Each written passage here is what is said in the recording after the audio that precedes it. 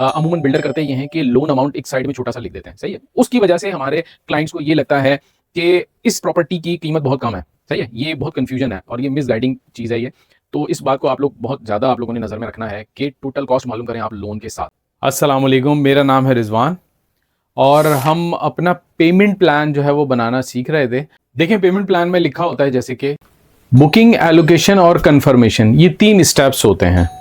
अच्छा, अब होता यह है कि अमूमन लोग बोलते हैं बुकिंग कितने से होगी, तो बुकिंग अमाउंट तो एक बहुत छोटा सा अमाउंट होता है। वो डाउन पेमेंट नहीं होती। बेसिकली डाउन पेमेंट होती है, ये समझ लें, ये तीनों चीज़ें, बुकिंग, एलोकेशन और कंफर्मेशन।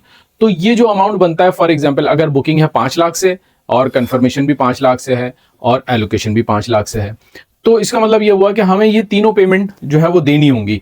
तो लोग धोखे में रह जाते हैं कि बुकिंग तो 5 लाख से थी, तो वो 5 लाख रुपए हटा दें, सही है। अब जो डाउन पेमेंट होती है ना, वो समझ लें ये तीनों चीजें होती हैं, बुकिंग, कंफर्मेशन, एलोकेशन। तो ये हो गई आपकी 15 लाख।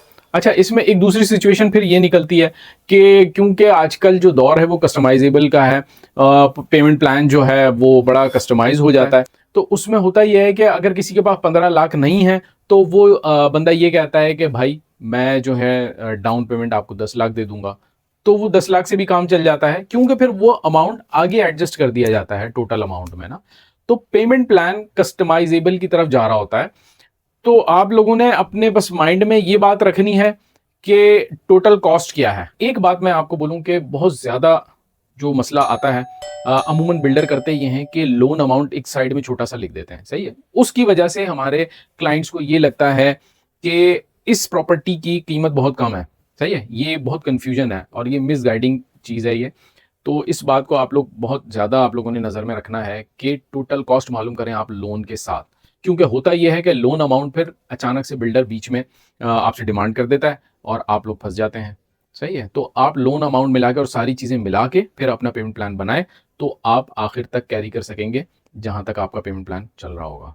और इंशाल्लाह हम नेक्स्ट वीडियो में जो है आपसे शेयर करेंगे कि आप फिर अपना पेमेंट प्लान जो है, जो टोटल अमाउंट से आपने कैसे अपना पेमेंट प्लान को डिवाइड करना है या उसको स्टेप बाय स्टेप करना है। तो इजाज़त दीजिए, बहुत शुक्रिया।